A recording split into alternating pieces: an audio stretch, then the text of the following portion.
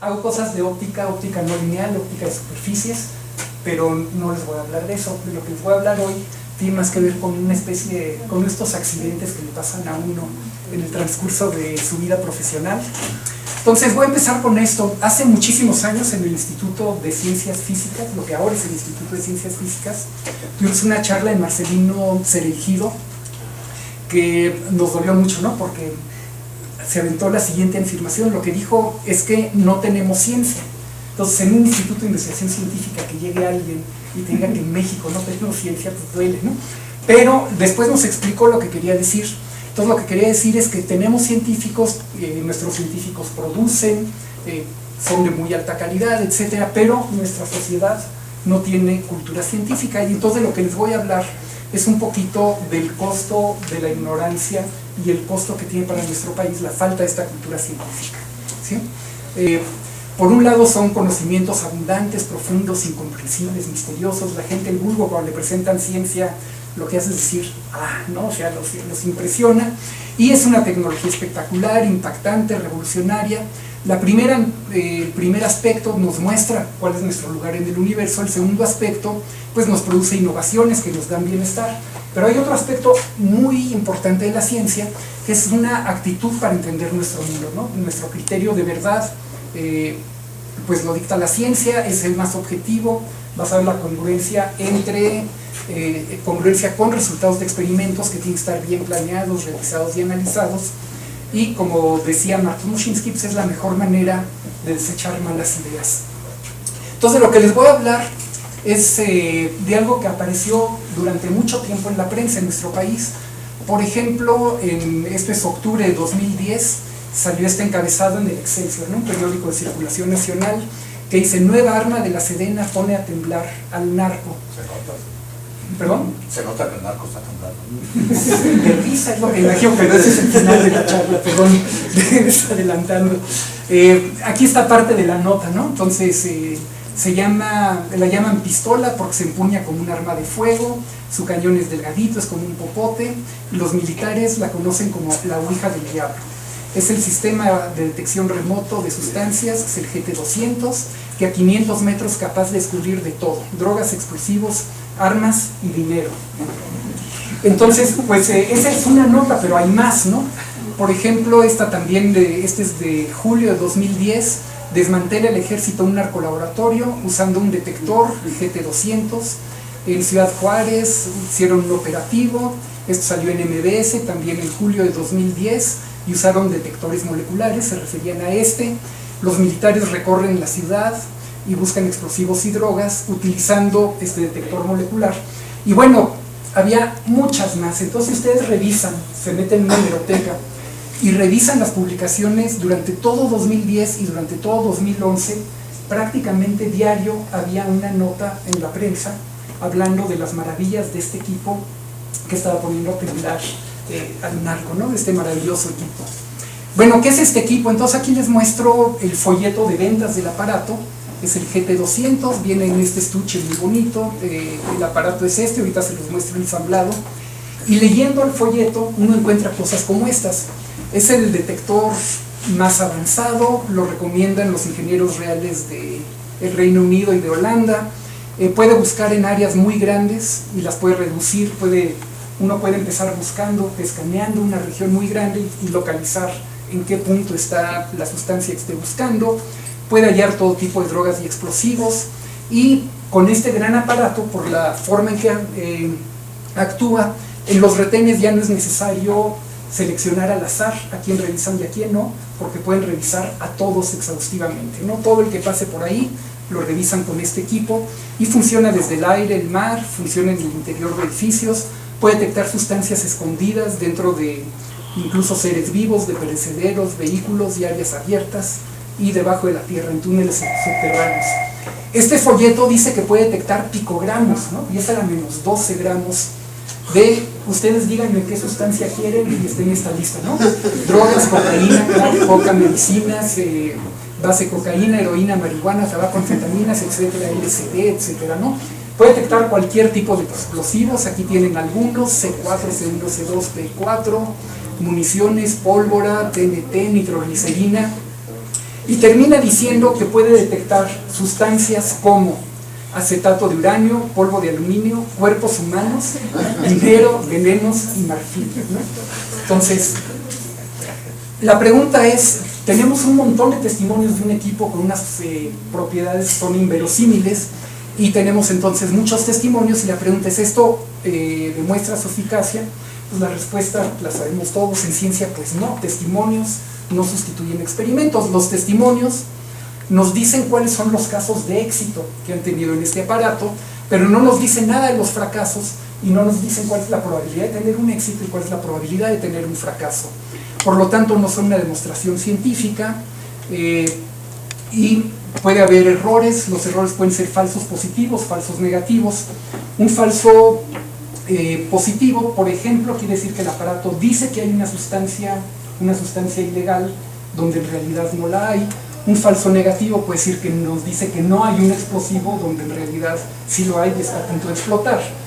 Y bueno, los éxitos a lo mejor se explican no por el aparato, sino por cualquier otra cantidad de razones, ¿no? A lo mejor cuando encontraron estas sustancias, estas drogas que buscaban, pues tenían información previa, a lo mejor tenían evidencia adicional, y bueno, si no funcionan puede haber un montón de consecuencias.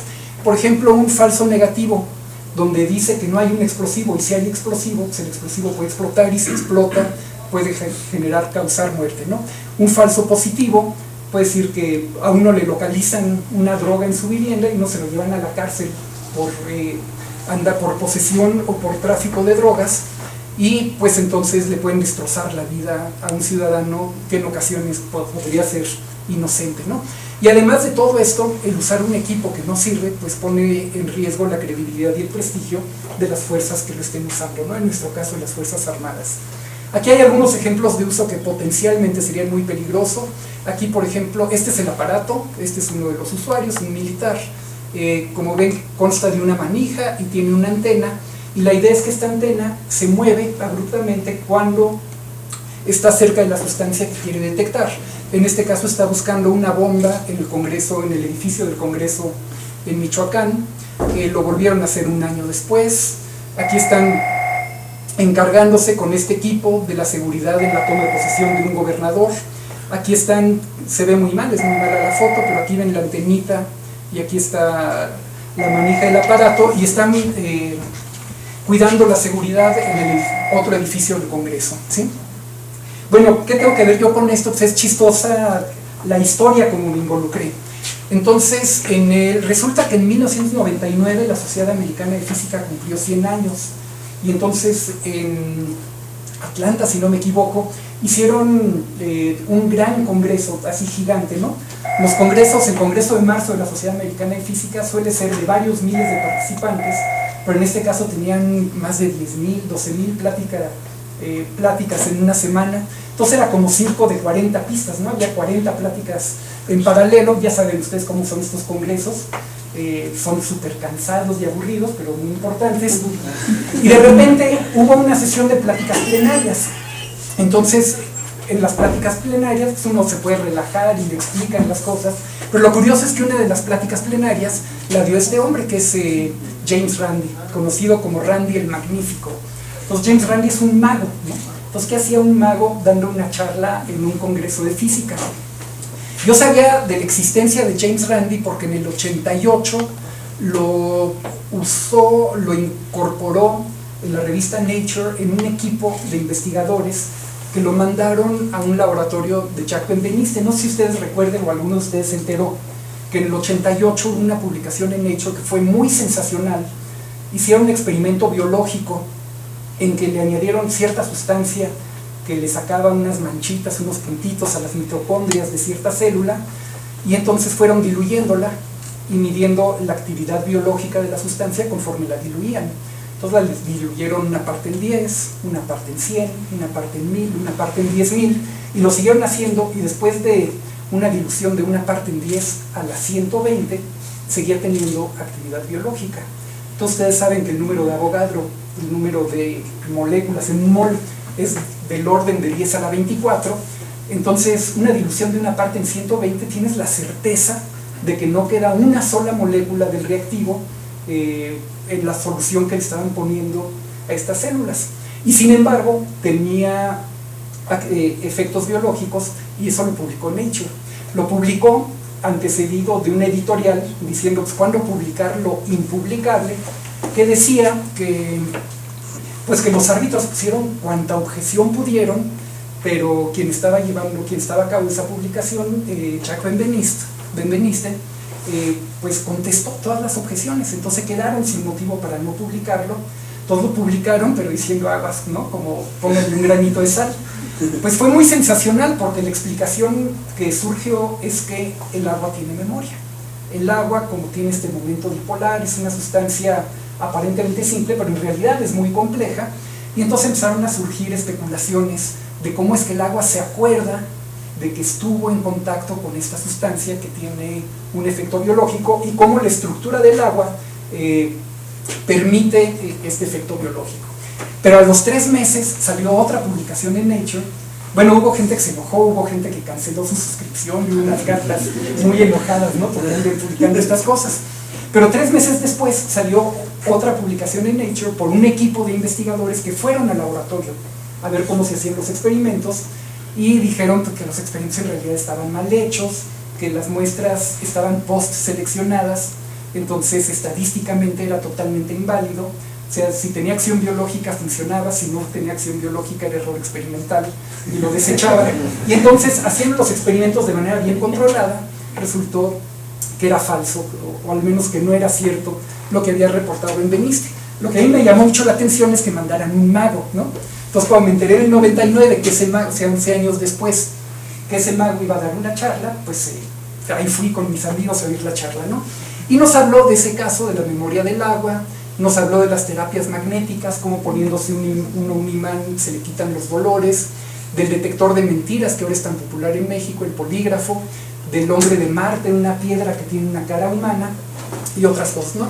Pero acabó hablándonos de unos detectores moleculares. Entonces fue una charla muy divertida, nos habló de un detector que era precisamente una manija con una antenita que se movía, no tenía fuente de poder. Al cortarla en pedacitos y ver su interior no tenía nada, no tenía circuitos. Cuando él dijo que esto es un fraude, no tiene circuitos, le dijeron no tiene circuitos de los que esperas, no tendrá resistencias y condensadores y transistores, pero tiene una tecnología que es nuestra y no te vamos a explicar, y si no la entiendes pues es tu asunto, ¿no? Pero finalmente se hicieron pruebas. El aparato era programable, entonces uno podía ponerle un chip y con el chip podía meter un chip de marihuana y entonces detectaba marihuana, o un chip de cocaína y entonces detectaba cocaína. Había un chip para inmigrantes ilegales. Entonces, los empezó a comprar la Border, ¿cómo se llama? El Border Patrol, ¿no? La patrulla fronteriza. Y entonces, bueno, hizo prueba, se disfrazó de comprador y fue a ver cómo hacían los chips. Y era muy divertido porque los chips, por ejemplo, para detectar marihuana, ponían una matita de marihuana en un aparato ahí grande, lo cubrían con una tapa, apretaban un botón y se prendía una luz intensa, se oían unos ruidos y luego salía por un costado un papelito con la imagen de la planta de marihuana. Y luego carbonizaba, quemaban, digamos, ese papelito y luego lo laminaban y ese era el chip, ¿no? Y lo que alegaban es que la esencia de la sustancia a detectar pues quedaba capturada en las vibraciones moleculares de los cristales de carbono. Que hay. Entonces, alguien le preguntó que cómo hacía lo de los inmigrantes ilegales. Dijo, pues muy fácil, ponemos una foto de un mexicano, la carbonizamos y eso nos da un chip para detectar inmigrantes ilegales, ¿no? Entonces, el mago Randy lo estuvo denunciando, no le hicieron caso, hasta que el FBI se dio cuenta de que quien tenía la franquicia y los estaba vendiendo era un ex agente de la FBI, y entonces mandaron a hacer sus propias pruebas. Las pruebas las realizó el Departamento de Energía, el DOE, en los laboratorios Sandía, y pues resultó que era totalmente fraudulento y prohibieron la venta de ese equipo.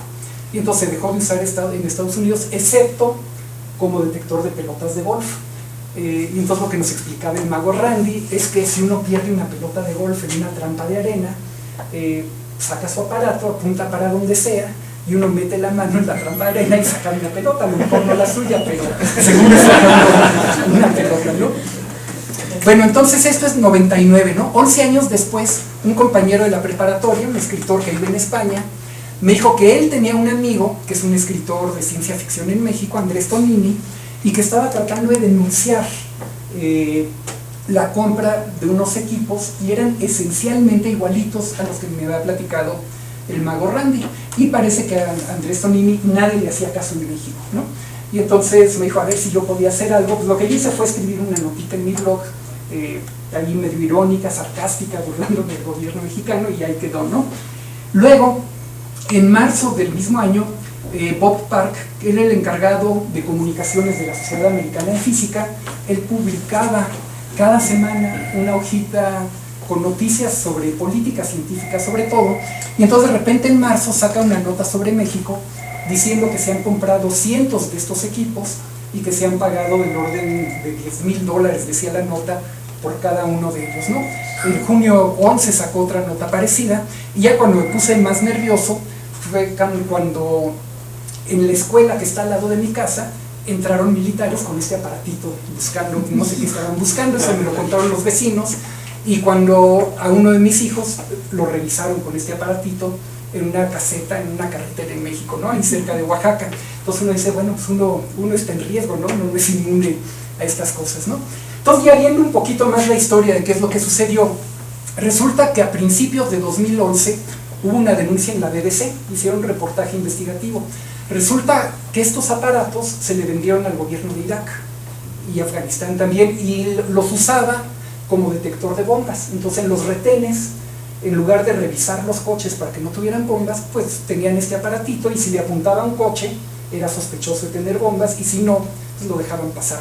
Entonces hubo coches que atravesaron 10 retenes y después explotaron y mataron gente, mataron soldados iraquíes, pero también mataron soldados ingleses. Y entonces la BBC armó un escándalo por esto, y finalmente unos días después el gobierno británico prohibió la exportación de estos aparatos, pero prohibió la exportación a aquellos lugares donde pudieran poner en riesgo a los soldados ingleses.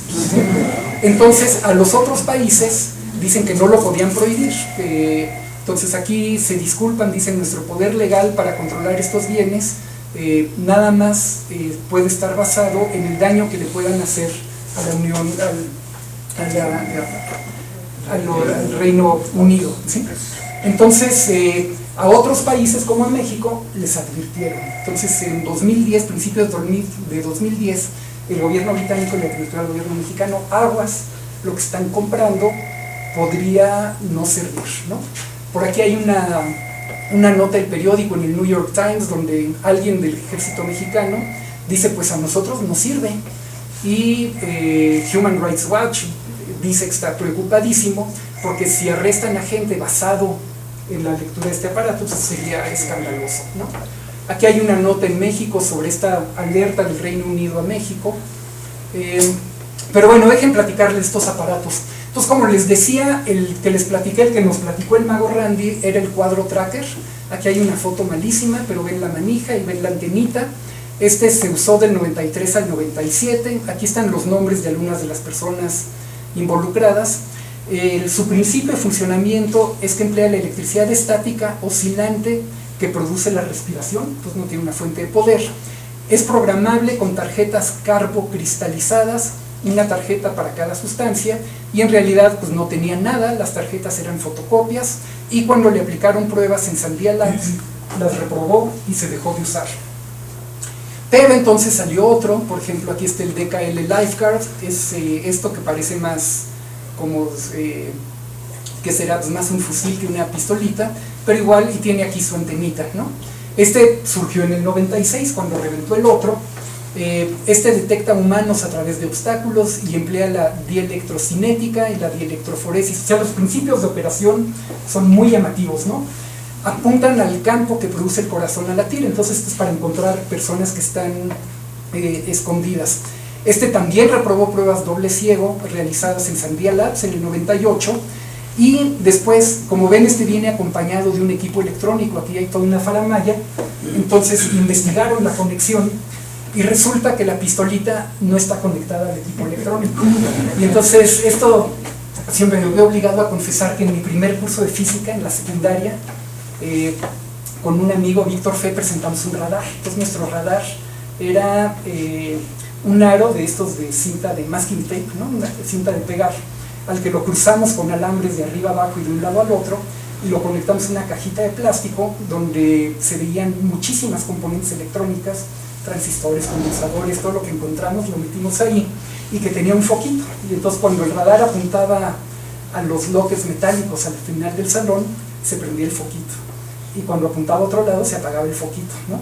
Y lo que nunca confesamos hasta ahora es que mientras mi compañero platicaba cómo funcionaba el radar, yo tenía un botón para prender el foquito. Lo que nunca se me ocurrió es que uno podía haber hecho una fortuna con ese tipo de foquitos, ¿no? Bueno, en el 97 surgió el mole, la foto es peor, pero la diferencia es que tiene este cable, y este cable está conectado a una cajita, y aquí se ponen las tarjetas, los chips específicos para cada sustancia, y aquí está la manija y la antenita. Fracasó, pruebas doble ciego, en el 2002. Aquí está el Sniffex. Es distinto porque tiene dos imanes que crean una carga magnética. Ahorita José Luis me va a explicar qué es una carga magnética. Y un contenedor 19, que es secreto, nadie sabe qué es lo que tiene adentro, que reacciona con los óxidos creando una modulación del campo, y entonces detecta la interferencia entre el campo magnético terrestre, el campo que producen los explosivos y el mismo equipo. A pesar de lo interesante de la explicación, fracasó en pruebas doble ciego en 2006 y en 2005 y 2006.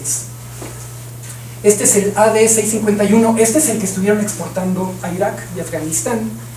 Resulta que México también compró algunos de estos equipos, pero les platico más de esto adelante. El principio de funcionamiento ha cambiado conforme transcurre el tiempo. Era electroquímico, luego atracción electromagnética, luego resonancia nuclear cuadrupolar, luego atracción electrostática, etcétera, ¿no? Este es el que denunció la BBC. Y bueno, a McCormick lo arrestaron, pero me estoy adelantando, luego les cuento el final de la historia de McCormick. Este es el gopher, este es el detector de pelotas de golf. Aquí, bueno, soy yo y estoy en el Senado con Jacob Polewski y Carlos Sotelo, que me invitaron al Senado, les platico eso también después. Y bueno, el gopher, aquí lo tengo nada más que reprogramado. Entonces, este es detector de vicepresidentes. Primero lo que tiene que hacer es descargarlo, ¿no? Luego, espero no caerme, ¿no? Entonces uno se tiene que concentrar porque si no la antena baila, ¿no? Entonces cuando está uno concentrado, simplemente camina con mucho cuidado, y cuando pasa junto a un vicepresidente,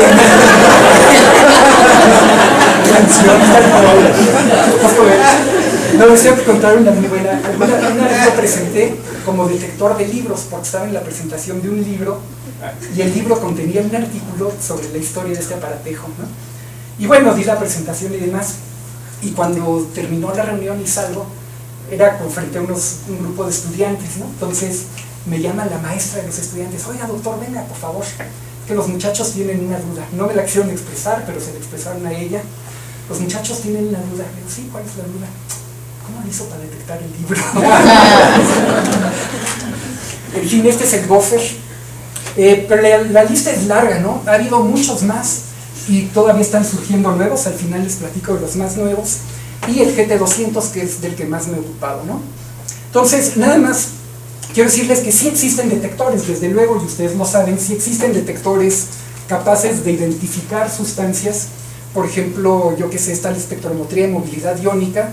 Ese me gusta mencionarlo porque allí en el Instituto de Ciencias Físicas, uno de mis colegas construyó un detector de movilidad iónica que básicamente ionizan las moléculas, las ponen en un campo eléctrico que las empuja, mientras a la vez que son arrastradas en la dirección contraria o son frenadas por un gas, y entonces el tiempo que tardan en llegar de la fuente de iones al lugar donde se detectan, pues es una medida de la movilidad, y la movilidad es una medida del tamaño de la molécula y de la forma, y entonces les permite identificar distintas moléculas, aunque estas no trabajan de lejos. Aquí hay una versión del mismo equipo nada más que este es portátil, y este es un regalo que Estados Unidos le hizo al ejército mexicano a través del programa de la Iniciativa América.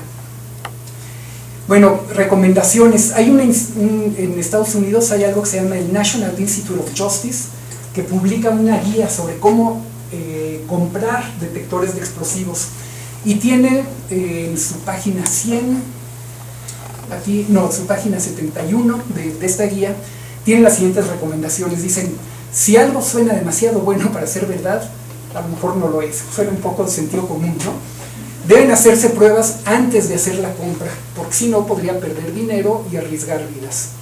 Existen estas nuevas formas de saurismo basada en un montón de principios raros. Ninguna ha creado dispositivos que hayan funcionado. El cuadro tracker es un ejemplo de estos. Y después dice: sospeche cualquier dispositivo que detecte objetos pequeños. Yo les hablaba de picómetros, de picogramos, ¿no?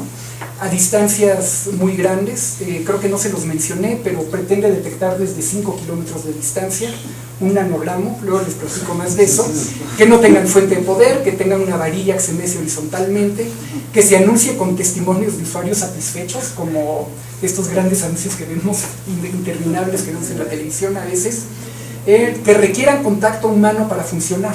O sea, esto no funciona si lo pongo en una mesa, lo tiene que agarrar a alguien y caminar con él en la mano, y entre otras, bueno, que requieran un largo entrenamiento y sean difíciles de usar, porque eso permite echarle la culpa al operador cada vez que fallan.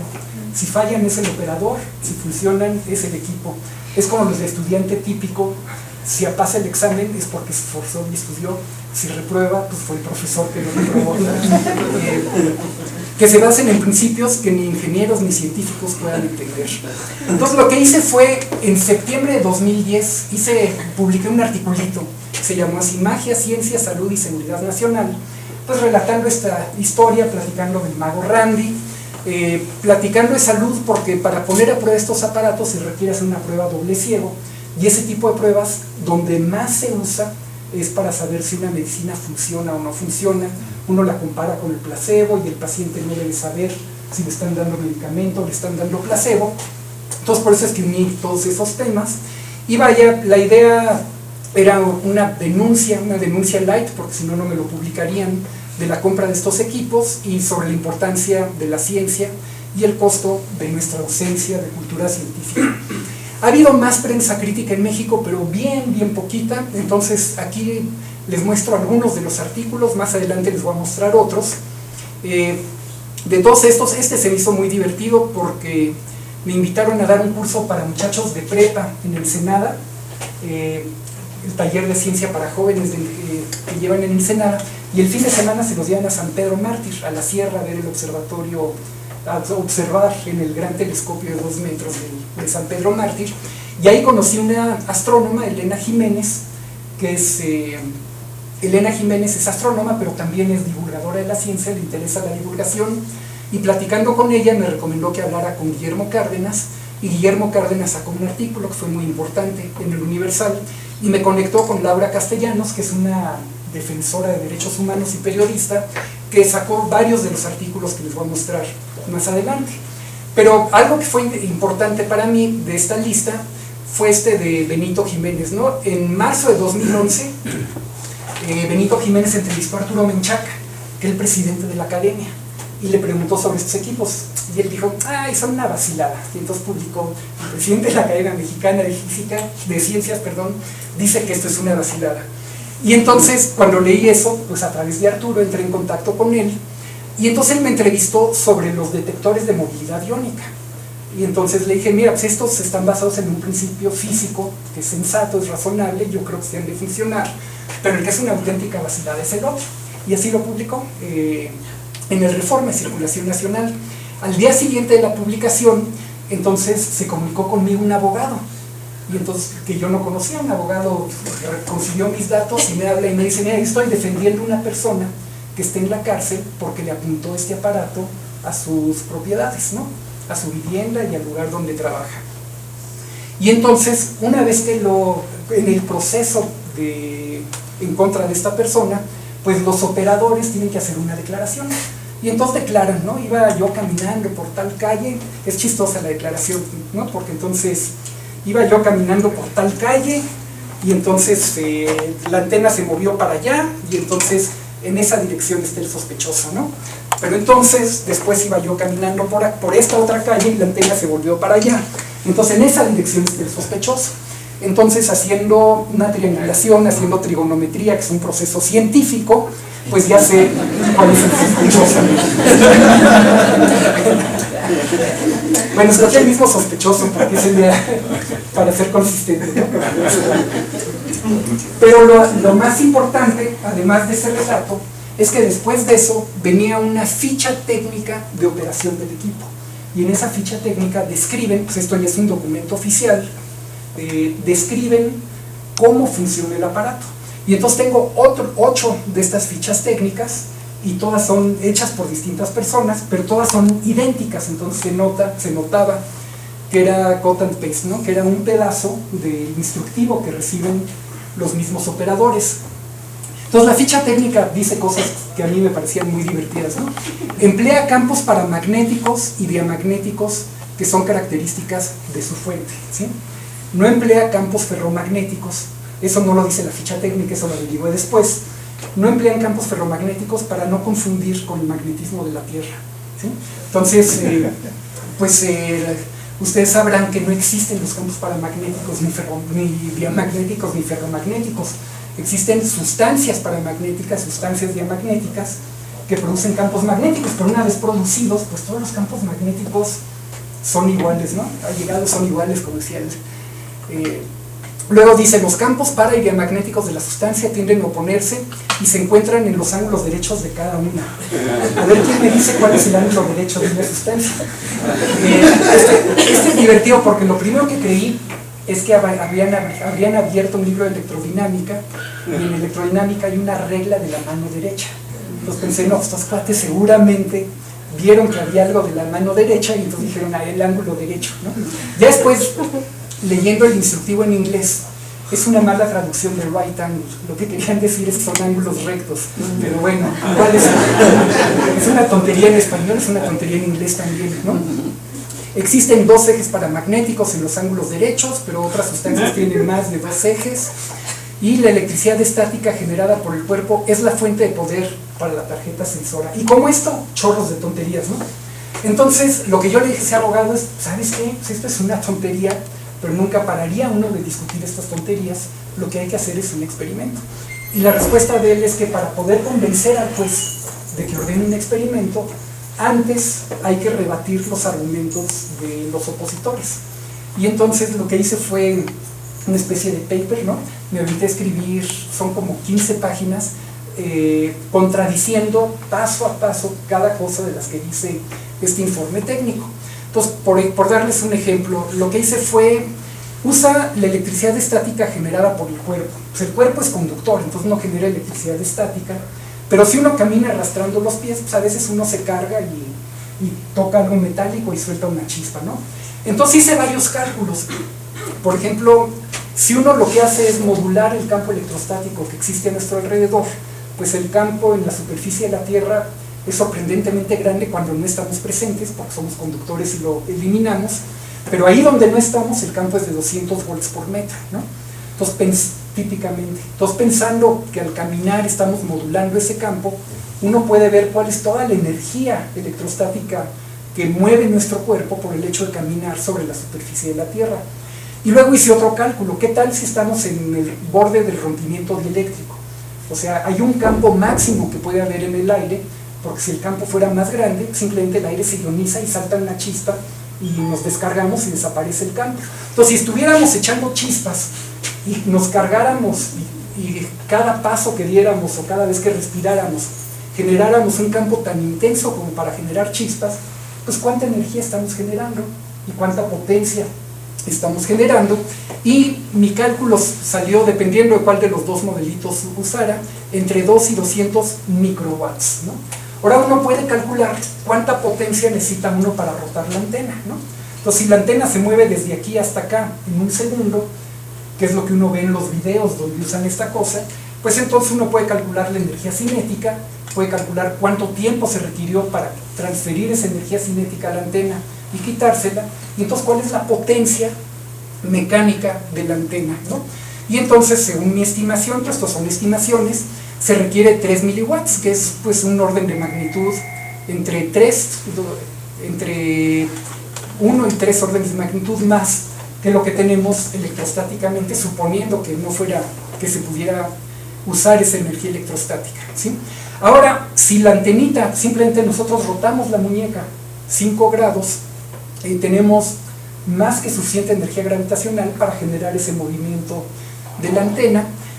Simplemente mover esto para arriba y para abajo 1 centímetro le da mucha más energía. Entonces la energía mecánica, producto de nuestro caminar con esta cosa en la mano, es mucho mayor que la energía electrostática y es más que suficiente para generar el movimiento.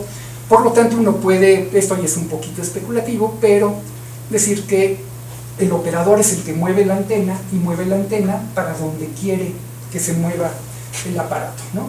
Hay otras cosas, por ejemplo, dicen que detectan nanogramos desde una distancia de 300 metros cuadrados. Dándoles el beneficio de la duda, 300 metros cuadrados podría corresponder a un disco de 10 metros de diámetro. Y entonces, bueno, después dicen que en tierra funciona, esto es para buscar muchas sustancias. Si buscamos una sola sustancia, porque puede buscar hasta 12 sustancias al mismo tiempo, con 12 tarjetitas, por eso tiene una cajita. Si buscamos una sola sustancia, podemos detectar desde 700 metros en tierra, 2 kilómetros en el mar y 5 kilómetros desde el aire. Entonces el cálculo que hice fue pues agarrar el ferromagneto más poderoso que conocemos, toma uno 1 kilogramo de ese ferromagneto y nos vamos a 10 metros, que corresponde a 300 metros cuadrados, y produce un campo que ya a 10 metros ya es 1000 veces más chico que el campo magnético de la Tierra. Si fuera diamagneto o paramagneto, tendríamos que echarle otros 4 órdenes de magnitud, si lo que tuviéramos fuera un diamagneto perfecto, o 10 a la 8 veces menor si tenemos un diamagneto común y corriente como el agua. Si fuera un nanogramo, pues tenemos que dividirlo entre 1 millón de millones de veces, y si estuviera yo a 5000 metros, pues el campo decae como el cubo de la distancia, y entonces serían otras 10 a la 8 veces. Finalmente me sale un número de 10 a la 27 veces más chico que el campo magnético de la Tierra, ¿no? Entonces aquí hay un ejemplo, esta es una foto tomada por el grupo de André Geim, ¿cómo se pronuncia? Geim, creo. André Geim trabaja con los campos magnéticos más fuertes que hay, que se pueden producir en la Tierra, y entonces hizo un experimento donde puso una ranita a flotar. Las ranitas están hechas de agua, como todos nosotros, y el agua es paramagnética, y entonces un campo magnético la puede poner a flotar, y le interesaba estabilizar a la ranita, ¿no? Entonces, por lograr estabilizar a la ranita flotante y tomar esta foto, se ganó el premio Ig Nobel en el año 2000. Luego, por usar una cinta de pegar y arrancar del grafito una capita de grafeno, se ganó el premio Nobel en 2010, y es el único investigador que tiene un premio Ig Nobel y un premio Nobel, ¿no? Pero lo que quiero es que comparen. Él usó un campo magnético de 16 Tesla, el campo magnético de la Tierra es de 65 millonésimas de Tesla, y de los campos de los que estamos hablando llegan a ser de 27 órdenes de magnitud más chiquitos, ¿no? Entonces, pues no hay nada que pueda detectar ese tipo de campos magnéticos, ¿no? Y bueno, ya después concluí que a fin de cuentas hay que hacer un experimento, etcétera. Este es el resumen de lo que les acabo de contar. Y bueno, pues eso ahí quedó. Entonces le mandé esta carta a este abogado, me volví perito, me nombraron perito en ese juicio. Después de como un año logré que llegara desde Cuernavaca hasta Guadalajara, donde está, llegó el caso, que llegue mi peritaje, porque se perdió en el camino una vez, tomaron fotocopias pero de un solo lado la otra vez. Entonces, y son meses, ¿no? El proceso. Mi consejo es no se metan en problemas con la justicia mexicana, porque es de una viscosidad y torpeza impresionante, ¿no? Pero bueno, aquí vienen unas radiografías del aparato del GT200. Como ven, tiene una circuitería de lo más interesante. La pueden comparar con un iPhone. Son igual de mágicos los dos aparatos por sus posibilidades, pero este al menos tiene circuitos que permiten explicar su funcionamiento, ¿no? Aquí tienen un GT200 abierto. En Tailandia le hicieron una prueba doble ciego a principios de 2010.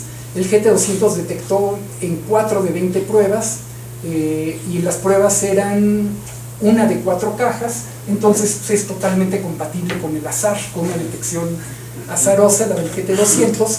Lo anunció el primer ministro de Tailandia y luego dijo que lo iban a seguir usando mientras encontraran otro mejor. Ahora, ¿cuál es la situación en México? Entonces, en 2011, que es de donde saqué estos datos los compiló Andrés Tonini a través de los portales de información de las distintas agencias estatales y aparte a través del IFAI. Resulta que la Secretaría de la Defensa Nacional había comprado 742 y había pagado 270 millones de pesos por ella. La Secretaría de la Marina compró arribita de 100, había pagado casi 30 millones. Pemex había comprado 54, había pagado más de 18 millones. ¿Sirven para buscar petróleo? No sé para qué los usan, no he podido entender para qué los usan, para hacer prospección geológica y buscar petróleo, o para proteger las instalaciones para que no les pongan bombas. Entonces, cuando explota un edificio de Pemex, uno dice, bueno, ¿cómo lo estaban cuidando, no? Uno puede tener ese tipo de dudas, ¿no? Y luego un montón de agencias de seguridad y fuerzas policiales, ¿sí?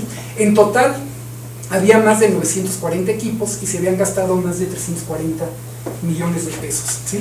El costo de cada uno, dependiendo del cliente, dependiendo del sapo la pedrada, iba desde 280 mil pesos hasta 580 mil pesos por el equipo. Y los datos más actualizados, aunque no sé quién lo consiguió, lo saqué de la prensa, es que se han comprado 1.102 equipos, se han pagado 450 millones de pesos por ello. ¿Cuánto equipo podría comprar el IPCIT? Bueno, ¿cuál es el principio de funcionamiento? En esta búsqueda de datos a través del IFAI, preguntó esto Andrés Tonini, y aquí hay una respuesta típica, ¿no? En razón del contrato, bla, bla, bla, bla, hay una cláusula de confidencialidad, y entonces esto es información reservada, entonces no nos pueden decir cómo es que funciona el equipo, ¿no? Bueno, en abril de 2011, Arturo Menchaca, después de largas discusiones y demás, le mandó la siguiente carta al general Galván, que era en ese entonces el secretario de la Defensa, ¿no? Entonces, una carta donde primero pues, habla de los peligros que tendría, o sea, habla de la situación en la prensa, ¿no? Hay artículos a favor, hay artículos en contra, sería peligroso que no funcionara por los falsos negativos o los falsos positivos, así es que consideramos, a nombre de la academia, que es importante pues tener evidencia científica, evidencia objetiva, ¿no? Aquí está esta frase: la Academia Mexicana de Ciencias sentimos la obligación de diseñar, implementar, supervisar, validar y evaluar pruebas controladas. Luego aquí dice más cosas, dice que ¿cómo se llama?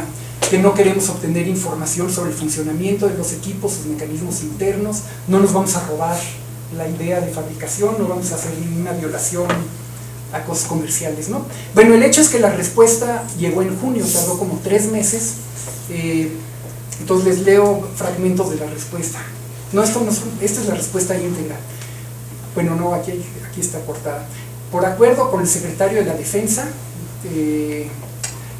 nos hace saber que se han conseguido 738 detectores y que funcionan bien, funcionan a todo dar. Y por otra parte, lean esto: hago de su conocimiento que no es posible acceder a su solicitud, esto se refiere a la prueba, a hacer una prueba, debido a las obligaciones jurídicas del contrato de adquisición con la empresa. Pues quién sabe qué contrato firmaron que les prohíbe poner a prueba sus propios equipos, ¿eh? Eso, para mí, esto es gravísimo, y que diga esto con el conocimiento del secretario de la Defensa es más grave, ¿no? Como que ahí asomó la cabeza el secretario. Pero bueno, les sigo contando la historia. En agosto de 2011 salió la Resolución General 19 de la Comisión Nacional de Derechos Humanos, que dice que desde que se empezaron a usar estos equipos se multiplicaron las violaciones a los derechos humanos por cateos ilegales. Básicamente lo que pasa es que un militar o un policía pasa frente a una vivienda, le apunta la antenita y entonces ya tienen, según ellos, tienen evidencia en flagrancia de que hay sustancias ilegales en esa vivienda y se meten y no necesitan una orden del juez porque hay flagrancia. Entonces lo que dicen, lo que argumentan acá es que esto no debe tomarse como, bueno, básicamente dicen que las intromisiones en domicilios a partir de estos resultados deben considerarse ilegales, y son violatorias de los derechos humanos. Es muy chistoso cómo funciona la mente de los abogados, para mí es muy curioso, porque consideraron que era controversial si sirven o no sirven los equipos. Entonces la manera de no pronunciarse al respecto fue decir que aun si sirvieran, serían violatorios de los derechos humanos porque permitirían desde el exterior de una vivienda saber lo que hay en el interior de la vivienda, y eso viola el derecho a la intimidad. Entonces por eso es que no se deben usar, ¿no? Yo creía que podían haber dicho algo más fuerte, ¿no? Unos días después me invitaron, la Comisión de Ciencia del Senado me invitó a dar una presentación sobre este aparato. Entonces quienes estaban presentes, quienes me acompañaron, fueron Arturo Menchaca, como presidente de la Academia, Paco Sánchez Sesma, que está en el Consejo Consultivo de Ciencias, Alex Frank también, Alejandro Ramírez, más adelante les voy a platicar más de él y por qué estaba en esa reunión, Raúl Alba, que había estado hace mucho de divulgación científica y había como que puesto el dedo en la llaga sobre esta clase de detectores. Martín Bonfiles, divulgador, trabaja en la Dirección General de Divulgación Científica y también es de los que más artículos de periódico ha escrito al respecto. Andrés Tonini, que es quien ha conseguido la información al respecto, y el abogado de la Coordinación de Investigación Científica, para que no fuéramos a decir tonterías en el Senado, ¿no? Bueno, estas son las conclusiones. Les presenté básicamente lo que les he presentado hasta ahorita, y mis conclusiones eran estas, ¿no? No le crean a los testimonios, ni a los distribuidores, ni a mí, sino organicen un debate entre fabricantes, usuarios y científicos. Luego, al ver que nadie le llamó la atención esto, les confesé que era una broma y que no organicen un debate. O sea, lo que les gusta hacer a las cámaras legislativas es debatir, ¿no? Y quien tiene más saliva traga más quinole. Pero decían, no, esto no es algo que se resuelve en un debate, esto se tiene que resolver haciendo un experimento. Tomen las medidas necesarias para que sea un experimento científico. Tiene que ser controlado, tiene que ser doble ciego, ahorita les platico más de esto, tiene que ser significativo estadísticamente, y de acuerdo al resultado pues tomen las medidas que haya que tomar, ¿no? Y luego terminé diciéndoles pues apoyen a la ciencia y a la comunidad científica, y después les dije que esto también era una broma, porque siempre que uno va al Senado o a las cámaras es para pedir dinero, para hacer investigación. Le dije, ¿saben qué? Esta vez no es para que nos apoyen a nosotros, apóyense en la ciencia y en la comunidad científica, ya tienen una comunidad científica, pues úsenla para poder tomar decisiones sensatas, ¿no? Bueno, el resultado, esto fue, déjenme ver la fecha, fue septiembre de 2011, ¿sí? Entonces, para junio de 2012, o sea, tardaron, fue parto normal, ¿no? Casi. O sea, 9 meses y meses después, sacaron un punto de acuerdo, ¿no? Entonces, el punto de acuerdo es que el Senado de la República exhorta al presidente de la República a que convoque a la comunidad científica para manifestarse sobre el GT-200, ¿sí? Entonces, tardaron 9 meses en ponerse de acuerdo de esto, ¿no? Esto lo aprobó la Comisión de Ciencias en noviembre, lo aprobó la Comisión Permanente en junio del siguiente año, y se acató, pues no se acató, no se ha acatado, no creo que se llegue a acatar, en fin. Este es nada más el punto de acuerdo para que vean que sí es cierto que salió. Bueno, no recuerdo si se los dije o no, cuando hice este análisis teórico de la operación de este equipo, otra cosa que hice fue borrar toda la información que pudiera identificar al caso en cuestión, al juicio donde había participado, y lo monté en mi página, en mi blog, lo monté en mi página web, en mi computadora, en mi oficina. Resulta que ahí se lo encontró un abogado y una juez de Coatzacoalcos, donde tenían un caso de este hombre, Ernesto Cayetano, que es un indígena que andaba en un autobús, pararon el autobús, encontraron droga en el autobús, formaron a los pasajeros, los pasaron con el aparato y lo señalaron a él y lo metieron a la cárcel, ¿no? Y entonces lo liberaron en base a ese estudio teórico. O sea, me pidieron permiso de usarlo como parte del juicio, le dije, claro que sí, y entonces vinieron, hicieron la diligencia, o como se llame, y se llevaron la información a Coatzacoalcos y lo liberaron, y eso salió en la prensa. Esta es Laura Castellanos, la periodista que les mencioné hace rato, lo sacó el 10 de octubre. Entonces durante una semana, en el 2011, estuvo diario en la prensa, ¿no? Diario en la prensa y hasta en el canal de las estrellas lo entrevistaron y hasta llegué a Televisa.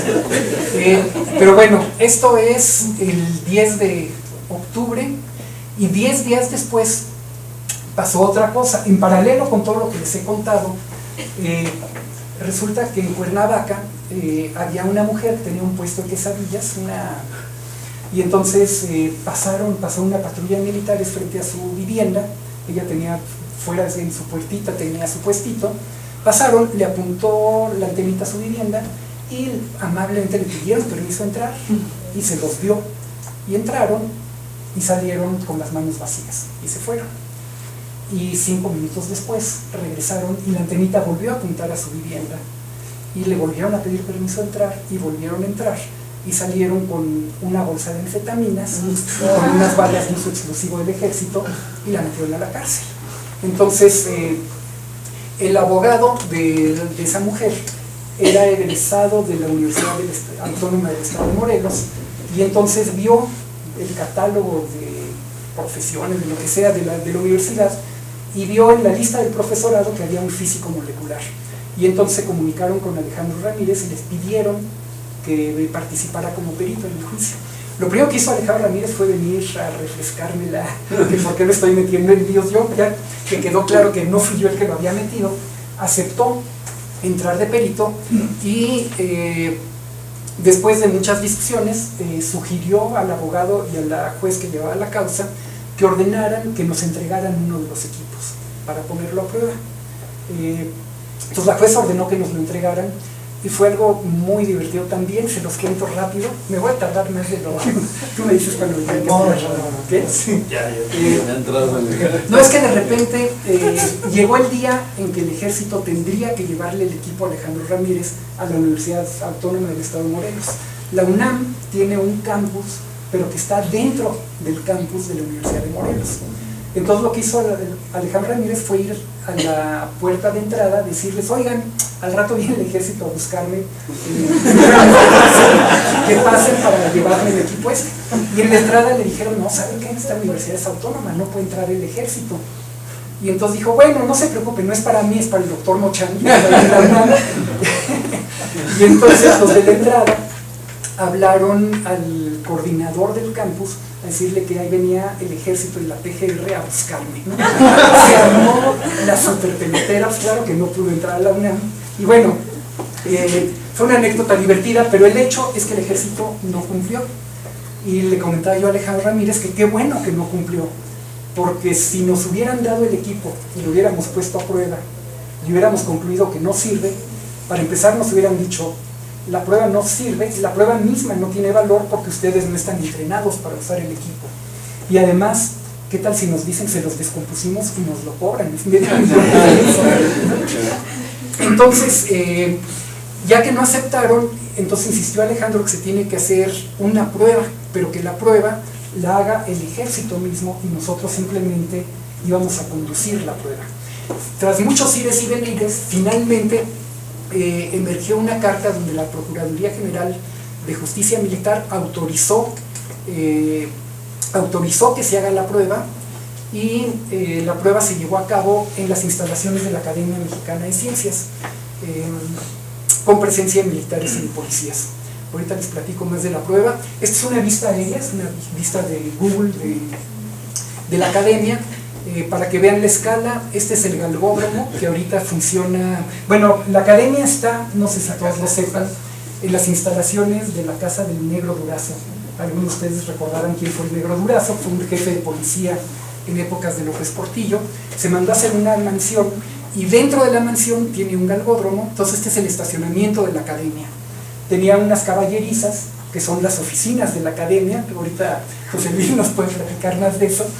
Y tenía otras instalaciones y otros edificios, a algunos se les ha dado uso y otros no.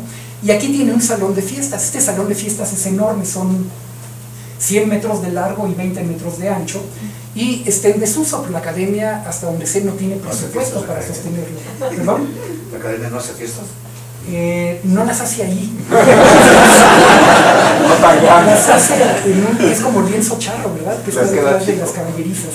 Las fiestas son en el lienzo charro, no en el salón de fiestas. Terriblemente por aquí hay un incinerador saliendo del salón de fiestas, y aquí hay un pequeño edificio que lo usan como bodega. Entonces ahí hay un montón de cajas con libros y demás, ¿no? Entonces la prueba la hicimos aquí. La prueba fue, les platico cómo fue la prueba, quizá viendo esta. Si la prueba, lo que hicimos fue llevar, es ridículamente sencilla la prueba. Compramos unas cajas de cartón, entonces les pedimos a los que participaron, ahorita les digo, unos policías ministeriales que eran los encargados de cuidar una bolsa con 1.600 pastillas de anfetaminas, que supuestamente le habían agarrado a esta señora, y 4 balas de uso exclusivo. No, luego llegaron otros militares con una bolsita con 4 balas de uso exclusivo del ejército que también le agarraron a esta señora, y luego llegaron los operadores, 2 personas, y entonces lo que hicimos fue pedirle a los operadores que ellos armen las cajas y que ellos las coloquen dentro del edificio, donde sea que se sintieran cómodos, que supieran que podrían detectar la muestra. Y entonces el protocolo fue un protocolo, tuvimos 2 etapas en la prueba. Entonces una etapa la llamamos de calibración, la otra fue doble ciego. Entonces en la etapa de calibración lo que hicimos fue pedirle a uno de los militares, ¿sabes qué? Toma la muestra y ponla en la primera caja, y luego al otro militar, a ver, detecta dónde está la muestra. Entonces para mi sorpresa el otro militar pues hizo el protocolo completo, ¿no? O sea, el protocolo completo era caminar de un extremo a otro del salón de fiestas, muy concentrado, tienen que caminar tal como lo entrenaron, o sea, era gente seria. La verdad es que ellos realmente son honestos, o eran honestos, creyendo que el aparato funcionaba. Entonces hizo todo su protocolo, y después de dar varias vueltas dijo, la muestra está aquí, y señaló a la primera caja. Entonces le atinó. Luego vamos a poner la muestra, le pedimos al otro, sácala de la primera caja, ponla en la segunda caja. Y luego repetimos esto y le atinó que estaba en la segunda caja. Y luego la tercera, y luego la cuarta. Cuando llegamos a la cuarta, tuvimos que suspender porque se cansó. O sea, yo creía que esto iba a ser muy muy rápido, pero resulta que se cansó y sudó, y si se cansa, el aparato no funciona.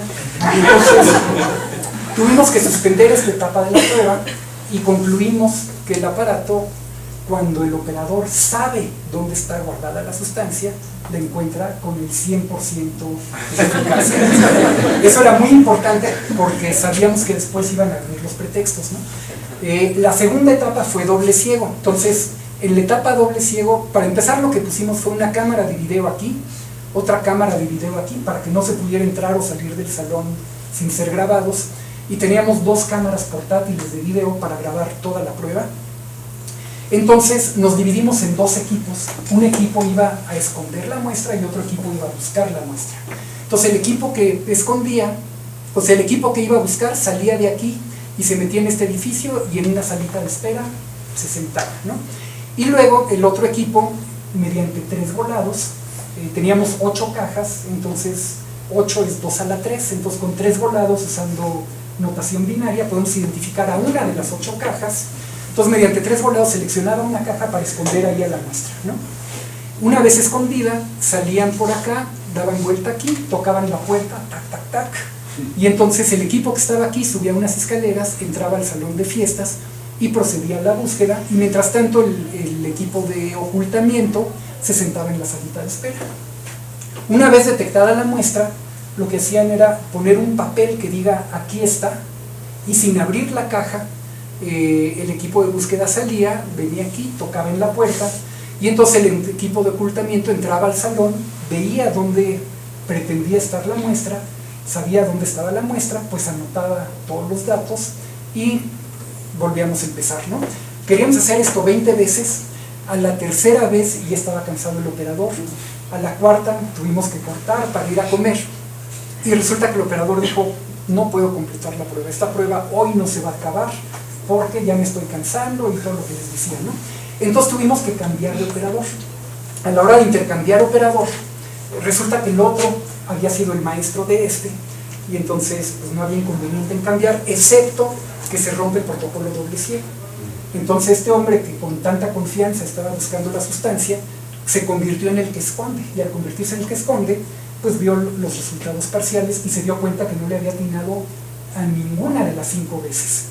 Y entonces pues sí empiezan los pretextos, ¿no? Entonces la bolsa de papel manila donde estaban las anfetaminas olía a marihuana.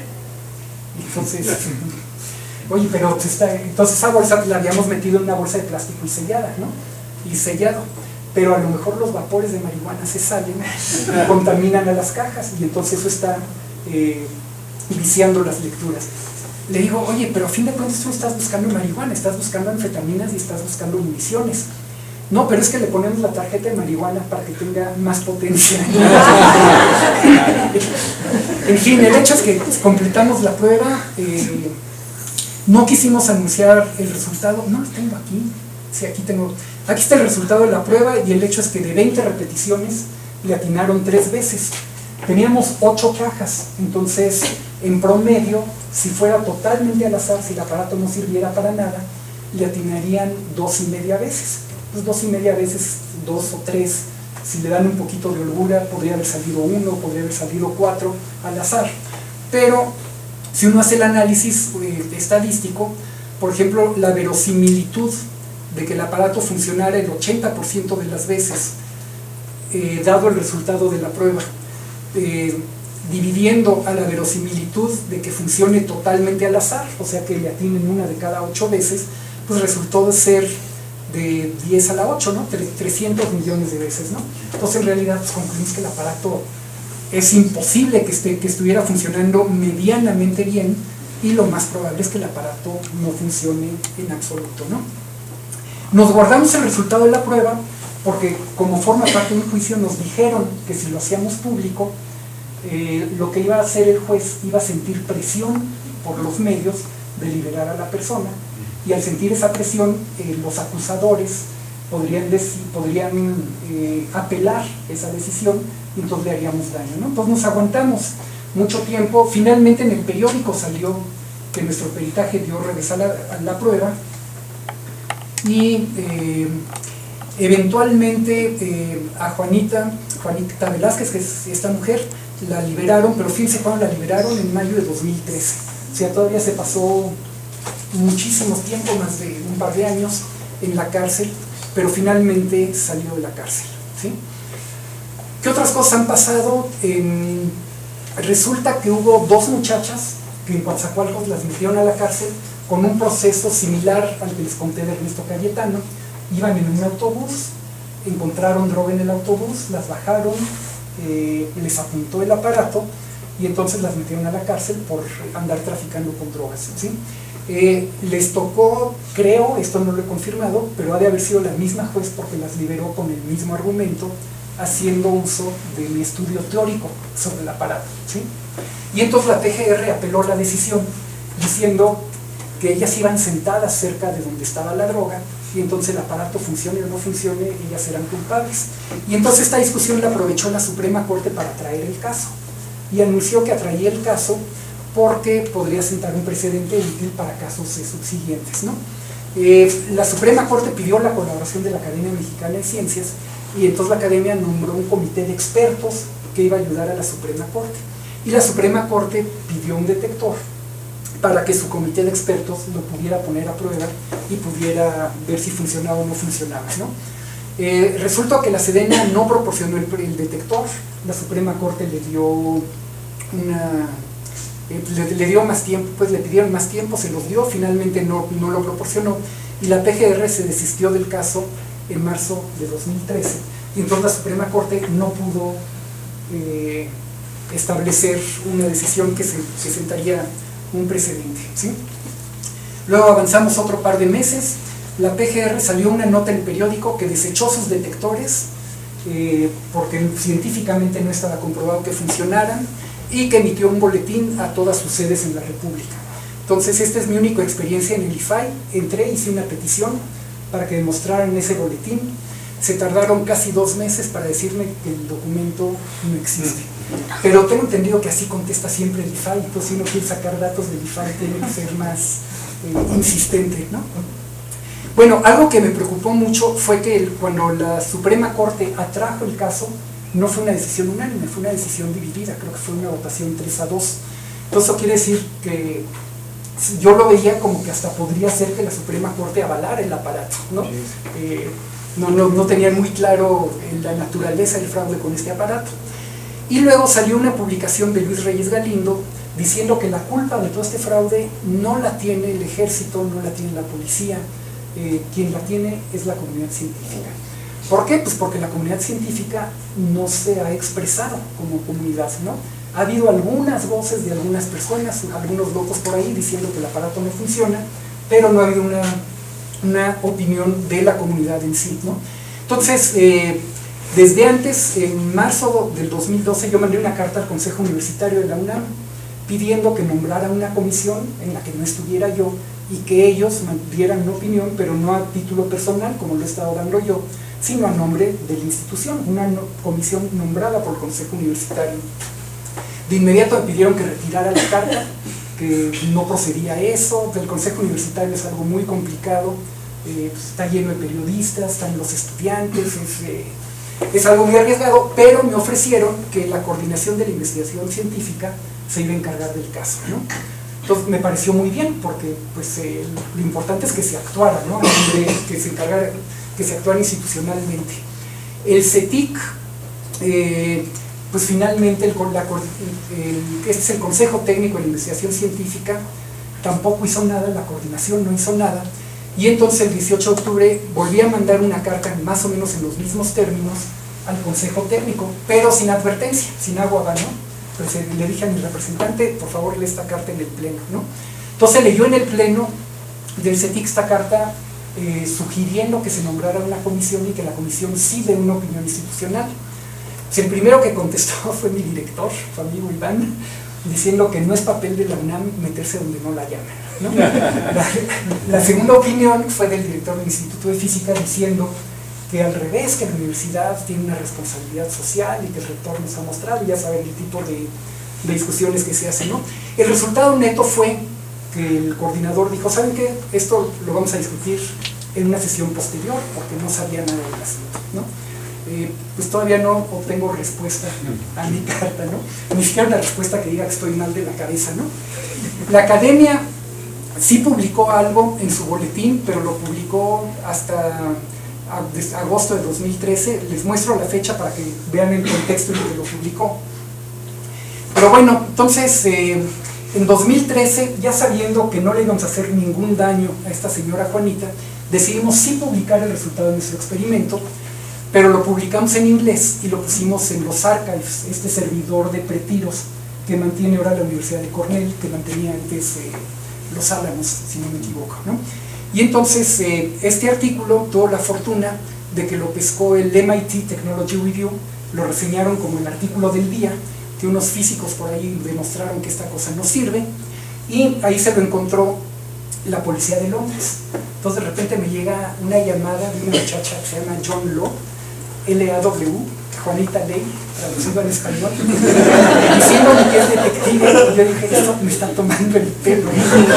Pero bueno, resulta que no, resulta que esta mujer sí es detective y estaba trabajando para la policía de Londres.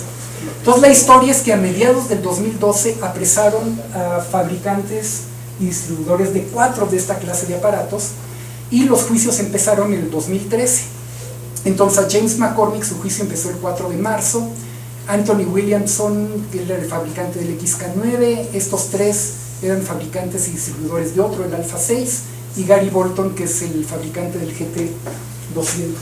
Y entonces, empezando estos juicios, pues me pidió, primero me preguntó si de veras yo era Luis Muchan, si de veras yo había escrito ese artículo, y si de veras era cierto lo que decía ese artículo, y luego me pidió permiso para usarlo en el juicio.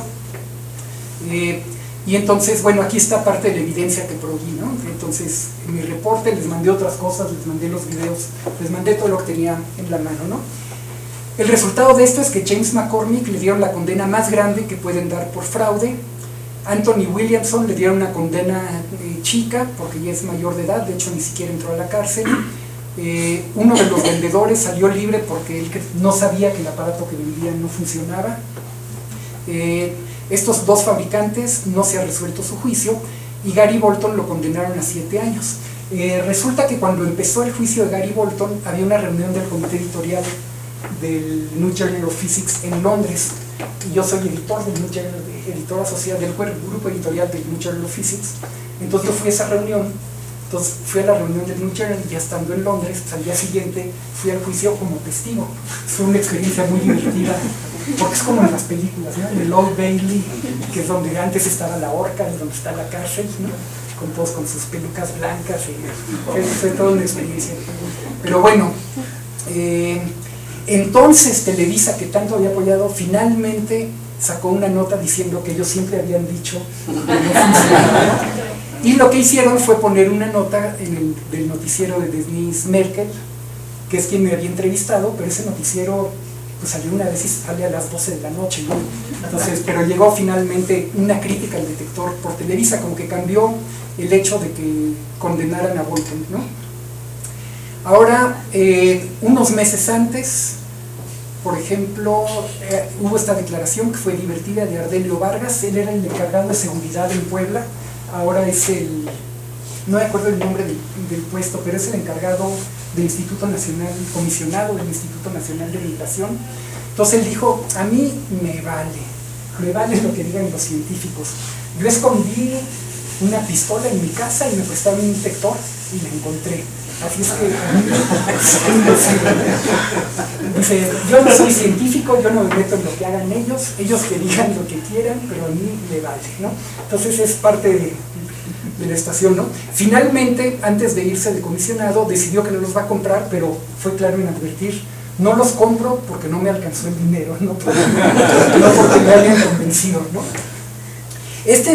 Para mí es de los casos más interesantes. El gobernador Anguiano, gobernador de Colima, el día que declararon culpable a Bolton, o al día siguiente salió publicado que en Colima sí funcionaban los detectores.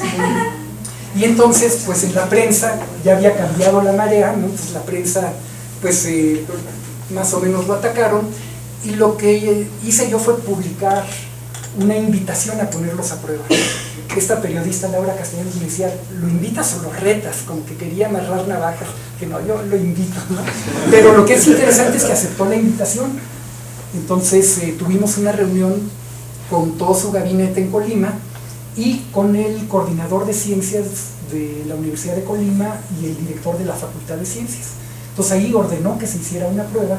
Se hizo una prueba, sus equipos son distintos a los otros, son el AD651, y el resultado de la prueba fue que no sirven para nada, ¿no? Y su preocupación, que yo creo que es una preocupación muy válida, es cómo hacerles saber a los operadores que el aparato no sirve, porque ellos los contrataron, ellos compraron el equipo, ellos les dieron la instrucción, los mandaron a prepararse, ellos los mandaron a usar el equipo, de repente decirle, ¿sabes qué? Era una varita mágica lo que estabas usando, no sirve para nada, pues van a hacer el hazmerreír de todos, ¿no? Entonces esa en realidad es su preocupación, ¿no? Un mes después de que lo declararon culpable, lo metieron a la cárcel por 7 años. Entonces al día siguiente me entrevistó en su programa de radio Carmen Aristegui. Entonces estuve platicando esta historia que les conté a ustedes, pero justo después entrevistó a Eduardo Sánchez. Eduardo Sánchez ahora es el vocero de la presidencia, es el vocero del presidente, pero en ese entonces era vocero del gabinete de seguridad.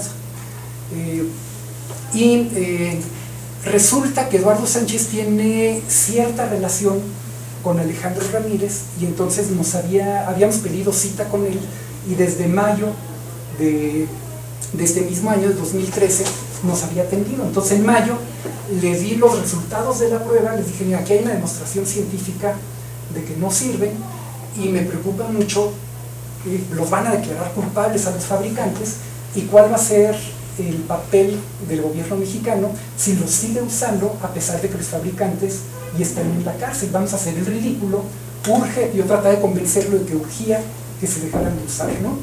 En ese entonces, primero me dijo que él no sabía nada al respecto, se mostró escandalizado, ¿cómo nos tomaron el pelo así? ¡Qué barbaridad! Pero luego me dijo, bueno, pero pues a fin de cuentas es inofensivo que se usen. ¿Cómo que inofensivo? Se violan derechos humanos. no, nuestro gobierno no viola derechos humanos, pero si se meten sin orden del juez, no, nosotros no nos metemos sin orden del juez. Ya hasta le dije, bueno, pero si pueden sembrar pruebas, no, pues nosotros no sembramos pruebas, y entonces no hay de qué preocuparse, ¿no? Bueno, el hecho es que cuando lo entrevistó Aristegui,